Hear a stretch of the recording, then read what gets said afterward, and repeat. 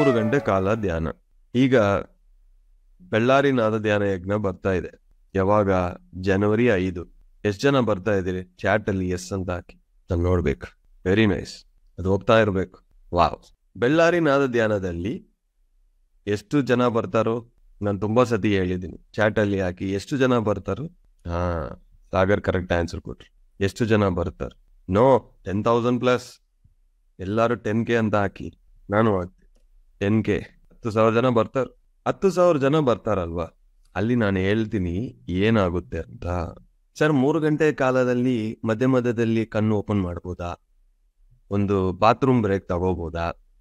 2 hours ಆದ್ಮೇಲೆ ಸಾಕಾ? 1 hour ಅಷ್ಟೇ ಸರ್, ಆದ್ಮೇಲೆ ಕೂತ್ಕೊಳ್ಳೋಕೆ ಆಗಲ್ಲ. ಈ ತರ ತುಂಬಾ ಇರುತ್ತಲ್ವ ಎಲ್ಲರಿಗೆ.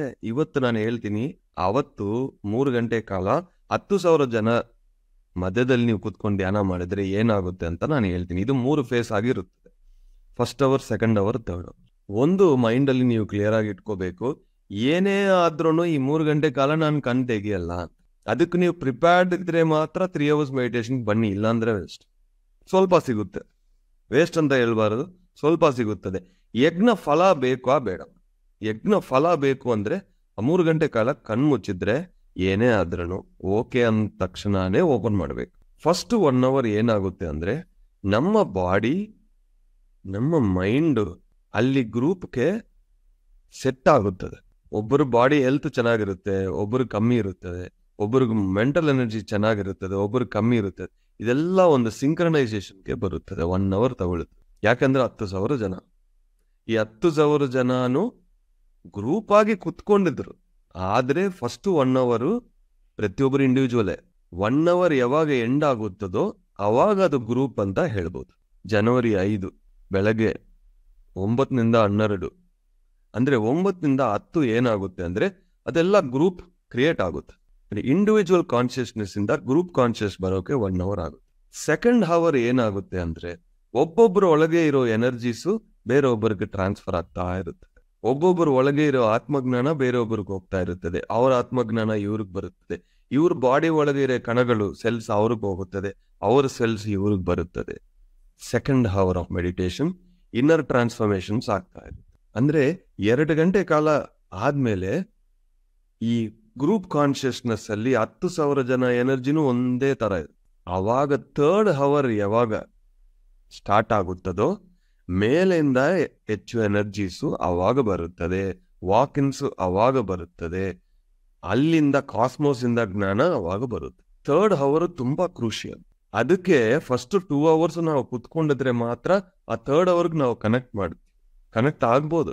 Body mind first hour set ಆಗುತ್ತದೆ, ಎನರ್ಜಿ ಸೆಕೆಂಡ್ ಅವರ್ ಸೆಟ್ ಆಗುತ್ತದೆ, ಸೋಲ್ ಕಮ್ಯುನಿಕೇಶನ್ಸ್ ಅನ್ನೋದು 3rd hour ಸೆಟ್ ಆಗುತ್ತದೆ. ಇದು 3 hours ಗ್ರೂಪ್ ಮೆಡಿಟೇಷನ್ ಅಲ್ಲಿ ಇರೋ ಸೀಕ್ರೆಟ್. 2 hours ಮಾಡ್ಬೋದಲ್ವಾ, 4 hours ಮಾಡ್ಬೋದಲ್ವಾ, 5 hours ಮಾಡ್ಬೋದಲ್ವಾ? Why 3 hours?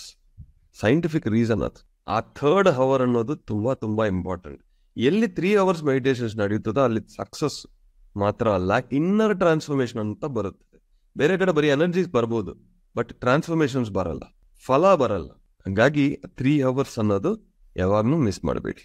ಸೊ ಇದು ನಮ್ಮ ಬೆಳ್ಳಾರಿ ಯಜ್ಞ ಜನವರಿ 5 ನಡೆಯಲಿರುತ್ತದೆ. 10,000 ಜನ 100% ಬರ್ತಾರು. 3 ಗಂಟೆ ಕಾಲ ಧ್ಯಾನನೂ ಅಲ್ಲಿ ಆಗುತ್ತದೆ.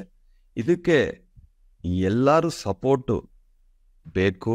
ನಿಮ್ಮ ಸಪೋರ್ಟ್ ಇದ್ರೆ ಈ ಪ್ರೋಗ್ರಾಮ್ ಈಸಿಯಾಗಿ, ಕಂಫರ್ಟಬಲ್ ಆಗಿ ಸಕ್ಸಸ್ ಆಗುತ್ತೆ. ಎಲ್ಲರೂ ಪ್ಲಾನ್ ಮಾಡಿಕೊಂಡು ಬನ್ನಿ. ಈಗ ಎಷ್ಟೋ ಜನ ಕೇಳಿದ್ರು, ಯಾಕೆ ಸರ್ ಜಸ್ಟ್ 1 day ಯಜ್ಞ ಮಾಡ್ತಾ ಇದ್ದೀರಿ ಅಂದ್ರೆ, ಟ್ರಾನ್ಸ್ಫಾರ್ಮೇಶನ್ ಅನ್ನೋದು 1 ದಿವಸದಲ್ಲಿ ಸಿಗುತ್ತಾ, 1 ತಿಂಗಳಲ್ಲಿ ಸಿಗುತ್ತಾ? ಅಲ್ಲ, 1 day ಅಲ್ಲಿನೇ ಆ ಟ್ರಾನ್ಸ್ಫಾರ್ಮೇಶನ್ ಬರೋ ತರ ಈ ಪ್ರೋಗ್ರಾಮ್ ನಾವು ಡಿಸೈನ್ ಮಾಡಿದ್ದೀವಿ. ಬೆಳಗ್ಗೆ ಬಂದ್ರೆ ಸಾಯಂಕಾಲ ತನಕ ಆ ಗ್ರೂಪ್ ಅಲ್ಲಿ ನಾವು ಇದ್ರೆ ಸಾಕು. ಮ್ಯೂಸಿಕ್ ಫೆಸ್ಟ್ಗೆ ನಾನು ಹೋಗಿದ್ದೀನಿ, ಅಲ್ಲಿ ಇರೋ ಅನುಭವಗಳು ನಾನು ಹೇಳ್ತೀನಿ. ಫಸ್ಟ್ ಡೇ ನಾನು ಅಲ್ಲಿ ಹೋಗಿದ್ದೀನಿ, ತುಂಬಾ ಸೀನಿಯರ್ ಮಾಸ್ಟರ್ಸ್ ಇವರು ಯಾರೆಲ್ಲ ಬಂದ್ರು.